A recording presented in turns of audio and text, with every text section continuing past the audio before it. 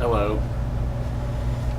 Well, I'm back for a video, and it's been about 2 months now since Christmas, and I went to a vinyl record show in Columbus last Saturday, and I put some short clips on my YouTube or just some random stuff that I recorded. But today I wanted to show you the records I got, and that's the first really big record show that I went to, and I don't know why I thought this, but before I went I was thinking, yeah, I probably won't find anything, didn't really have a whole lot of money, so I thought, well, probably won't find nothing, and probably be better that way. And I was wrong. I found a ton of stuff, and if money was no object, I would have obviously bought more, which goes without saying. So here's what I got. I think I got about, if I counted right, I think it was about 75 records, maybe not, but anyway. First one is Zeppelin 4. And I want to say that some of these I already had as repeats, and some of them are upgrades. So this one, Sticky Fingers, Rolling Stones. They had the original zipper, but this one's just the smooth one. And either way, I was glad to get that one. Def Leppard, High and Dry, which I had this, but I didn't have the sleeve. I just had the record, so I thought I'd go ahead and pick that up. The Doors, which I don't have all the Doors yet. Funkadelic. This was in the dollar bin, which a lot of these were, but not all of them.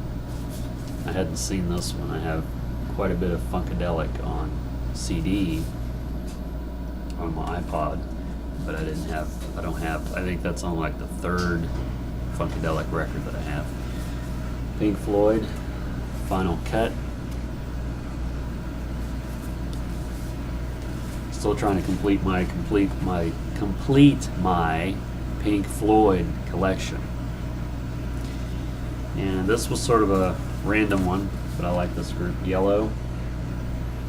You've seen, I think it's Ferris Bueller's Day Off. But they also used it in a Twix commercial, the Oh Yeah song. That's Yellow. It's not on this CD, or this is a record. It's not on this record. But I think I do have that. Trapeze, which I was just made aware of fairly recently by watching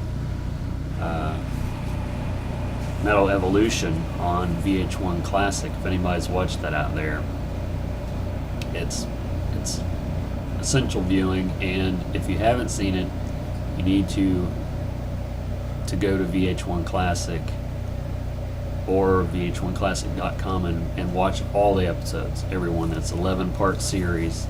It's the same guy, Sam Dunn, that did the the Headbangers Journey, Global Metal, the Iron Maiden documentary, Rush. So anyway, Deep Purple, and this is a live record, which I didn't know it was live until I listened to it, but I like live records. Some people don't. Another Blue Oyster Cult, which I didn't have a lot of them. I think I only have one or two others. Boston, Don't Look Back. I had the first album, but I didn't have this one. I used to have this as a kid, but I don't know what happened to it. Dio, Sacred Heart.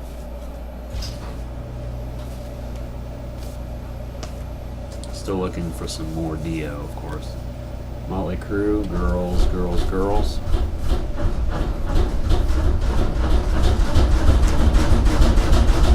That's my washer in there flipping out, if you can hear that. Here's Deep Purple. I was told this is their first album, but I got online and looked it up, and I think it's their third album with the original singer. Correct me if I'm wrong, but it's an awesome album. I'd like to get more of that. And this one, of course, I have this on CD, the deluxe version, remastered, but I did not have it on vinyl. Here it is. Machine Head. Fantastic album, goes without saying. This was sort of cool.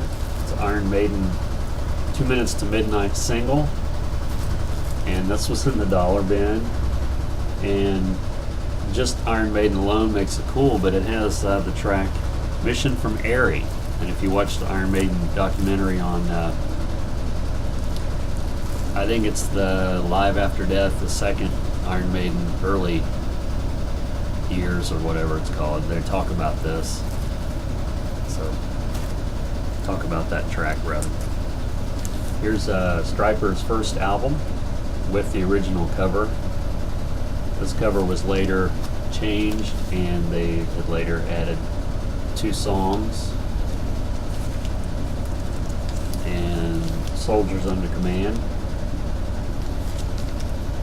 Some of these Stryper ones I picked up from my cousin. And this one I've been looking for. I had this when I was in high school, and I traded it to a friend for, I don't even remember what, CDs or something, or I guess it was cassette tapes at that time. And all these years I thought, why did I do that? Of course, I'm a lot more into vinyl now than I was then, even though I had vinyl. And I think when I bought it originally in the record store, I think that's the only copy they had, even though it was a limited pressing at that point. It's even more limited now. Stryper Soldiers Under Command, but it's white vinyl. And I paid probably more for this than I have probably any record, but I didn't care how much it was. I had to borrow money to get it. And this is another one I had to borrow money for. This is Stryper's original cover of To Hell with the Devil. But got this one from my cousin. I already had this one with the original cover. This cover was banned originally. It has the angels there, which represents each member of Stryper, and then supposedly the devil there in the middle, and they're like holding him or throwing him in the pit or tearing him apart. It's hard to tell what they're doing, but banned? Really? But that was 87, so I guess people were scared to death of everything. Anyway, speaking of going from Stryper to the opposite end of the... Here's Black Sabbath, Technical Ecstasy. And I didn't have...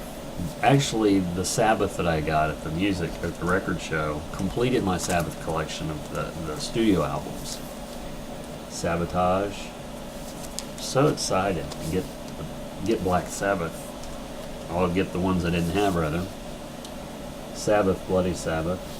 This is an upgrade from one I had, even though it's still sort of worn. I didn't care. This is the one I really wanted. Sabbath 4.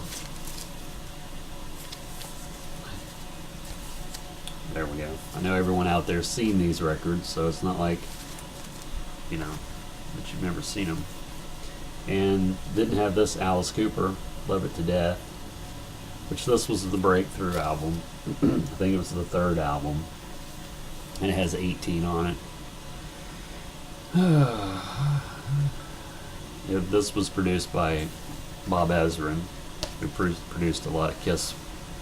Produced a few Kiss records, I won't say all of them. And Judas Priest, Screaming for Vengeance, which this was an upgrade, but can't pass up any Judas Priest. So that's all the why do I keep wanting to say CDs? That's all the records I got at the record show. Real quick, I'll show you some CDs that I picked up recently too. This is the new Lamb of God Resolution CD. very good, of course. This Johnny Guitar Watson anthology, which the reason I picked this up was because of Frank Zappa was very influenced by Johnny Guitar Watson, so I wanted to get that. The Voodoo Blues, The Devil Within, 2 CDs of like Howlin' Wolf, Screaming Jay Hawkins, Robert Johnson, a lot of cool stuff on that. And then I got Mr. Big's Greatest Hits, which that was a used one, and Avantasia. This came out in 2011 on Nuclear Blast, which I wasn't aware of, and then when I got it home to listen to it, Bruce Kulick and Eric Singer plays on this, from Kiss and former Kiss members. I had no idea, never heard of it.